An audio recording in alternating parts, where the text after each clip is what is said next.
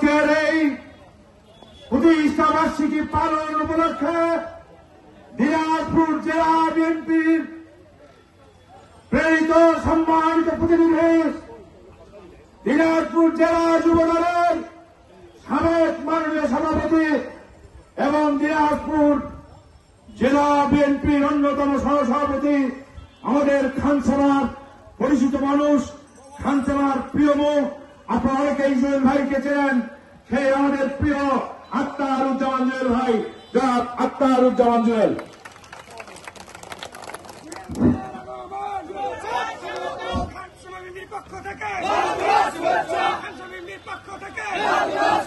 বিসমিল্লাহির রহমানির রহিম।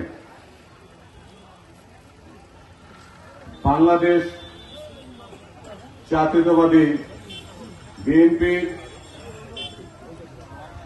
৪৭তম প্রতিষ্ঠা বার্ষিকী উদযাপন উপলক্ষে ধানসভা উপজেলা কর্তৃক আয়োজিত আজকের আলোচনা সভার সম্মানিত সভাপতি জনাব মোসলেম উদ্দিন ভাই, এই ৪৭তম প্রতিষ্ঠা বার্ষিকীর উদযাপনের আজকের প্রধান অতিথি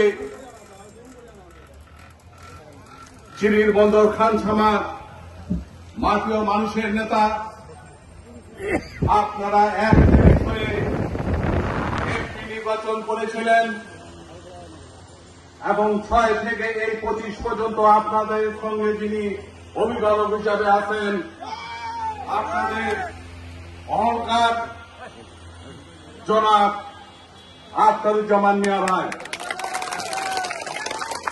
মঞ্চে উপবিষ্ট আছেন খানসামা আহ্বায়ক কমিটির যুগ্ম আহ্বায়ক, জেলা বিএনপির উপবিষয়ক সম্পাদক, আপনাদের পরিচিত মুখ, আপনাদের চেয়ারম্যান তুহিন ভাই, মঞ্চে উপবিষ্ট আছেন আরেকটি ইউনিয়নের চেয়ারম্যান সাকাত হোসেন লিটন ভাই, মঞ্চে উপবিষ্ট আছেন সাবেক খানসামা উপজেলা বিএনপির যুগ্ম আহ্বায়ক, আমাদের সকলের পরিচিত মুখ বুলবুল ভাই, মঞ্চে উপবিষ্ট আছেন সাবেক ছাত্রনেতা, সাবেক খানসামা বিএনপির সাংগঠনিক সম্পাদক শফিকুল ভাই, মঞ্চে উপবিষ্ট ৬টি ইউনিয়নের সভাপতি, সাধারণ সম্পাদক, আহ্বায়কবৃন্দ ও ছাত্রদল, যুবদল, স্বেচ্ছাসেবক দল, মহিলা দল, তাঁতি দল, শ্রমিক দল ও হিন্দু বৌদ্ধ কল্যাণ ফ্রন্টের নেতৃবৃন্দ, আমি আমার পক্ষ থেকে এবং জেলা বিএনপির পক্ষ থেকে আপনাদেরকে জানাই আন্তরিক শুভেচ্ছা অভিনন্দন।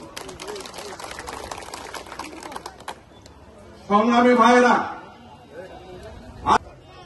আমরা সকলে প্রত্যাশা রাখি এবং আশা রাখি আল্লাহ তাআলা উনাকে যেন সর্বোচ্চ মোকাম দান করেন, উনাকে যেন জান্নাতবাসী করেন, আমিন। প্রিয় সংগ্রামী ভাইয়েরা, দীর্ঘদিন যাবৎ এই ১৭ বছর আমরা আন্দোলন করে এসেছি ভোটের জন্য। আজকে আপনারা যারা এখানে উপস্থিত আছেন, আপনারা অনেকেই মামলার আসামি হয়ে আছেন, নির্যাতিত হয়ে আছেন। সংগ্রামী ভাইয়েরা, আগামী দিনে নির্বাচন নিয়েও একটি ষড়যন্ত্র হচ্ছে।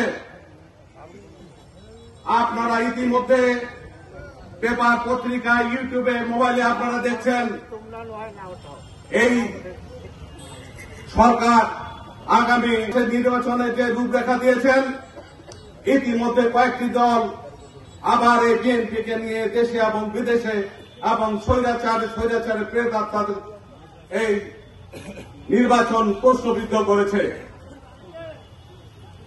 আমাদের বাংলাদেশ জাতীয়তাবাদী দলের একটি কথা ছিল, আমরা সুষ্ঠু ও নিরপেক্ষ নির্বাচন চাই। হাজার হাজার মাইল দূর থেকে আমাদের প্রিয় নেতা তারেক রহমান আমাদেরকে সুসংগঠিত করেছেন এবং আন্দোলন করে ছাত্র জনতা সহ আন্দোলন করে এই স্বৈরাচারী সরকারকে আমরা উৎখাত করেছি।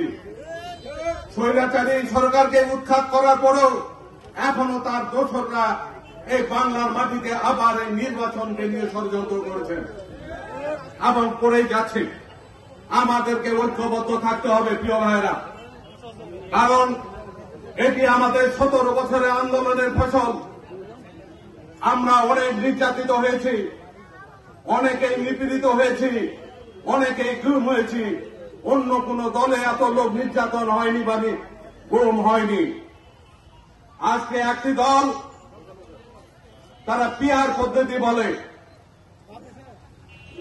আরে ভাই, আপনি তো এক সময় হাসিনার সঙ্গেও আপনি এই আন্দোলন করেছিলেন বিপক্ষে। আপনি হাসিনার সঙ্গে এখন আতাত করে এখন আপনি আবার বলতেছেন পিআর পদ্ধতি। পিআর পদ্ধতি আমাদের অনেকেই জানে না। এই ভোট হলে হবে, মার্কা দিয়ে হবে। মার্কা দিয়ে হয়, মার্কার যে যতটুকু পার্সেন্টেজে ভোট পাবে সেই হিসাবে আসন ভাগ করা থাকবে। ভাই এত ভয় পান কেন? আসেন, এদেশের জনগণের আশা প্রত্যাশা পূরণ করেন। 17 বছরের আওয়ামী দুঃশাসনকে যেভাবে বিতাড়িত করা হয়েছিল ভোটের জন্য, আপনারা ভোটে আসেন, নির্বাচন করেন, গ্রহণযোগ্যতা থাকলে আপনারা হবেন। প্রিয় ভাইরা, সকাল থেকে আপনারা এই দুপুরে ভর দুপুরে আপনারা অনেকে ক্লান্ত। আমি বলবো এই বিএনপিকে নিয়ে আবারও ষড়যন্ত্র হচ্ছে, আবারও নতুন নতুন কিছু ঘুঘু এই বিএনপিতে ঢুকে আবার নৈরাজ্য সৃষ্টি করছে। আমি চাইব বা আপনারা চাইবেন, যারা আপনাদের সুখে দুঃখে পাশে ছিল, যারা প্রতিদিনে আপনাদের প্রতিক্ষণে আপনাদেরকে খোঁজ খবর নিয়েছে, আপনারা তাদের পক্ষেই থাকবেন। আগামী দিনে আবারও ষড়যন্ত্রের বিরুদ্ধে হয়তো আমাদের ঐক্যবদ্ধ হয়ে দাঁড়াতে হবে। আগামী দিনে নির্বাচনের জন্য হয়তো আবারও আমাদেরকে আন্দোলনে নামতে হবে। সবাইকে ঐক্যবদ্ধ থাকার জন্য ধন্যবাদ জানিয়ে আমি আমার বক্তব্য শেষ করছি। খোদা হাফেজ। বাংলাদেশ জিন্দাবাদ। শহীদ জিয়া অমর হোক। দেশ নেত্রী বেগম খালেদা জিয়া জিন্দাবাদ। তারুণ্যের অহংকার বাংলাদেশ জাতীয়তাবাদী দলের অভিভাবক তারেক রহমান জিন্দাবাদ। খানসামাবাসী জিন্দাবাদ। আক্তার ভাই জিন্দাবাদ। আসসালামু আলাইকুম।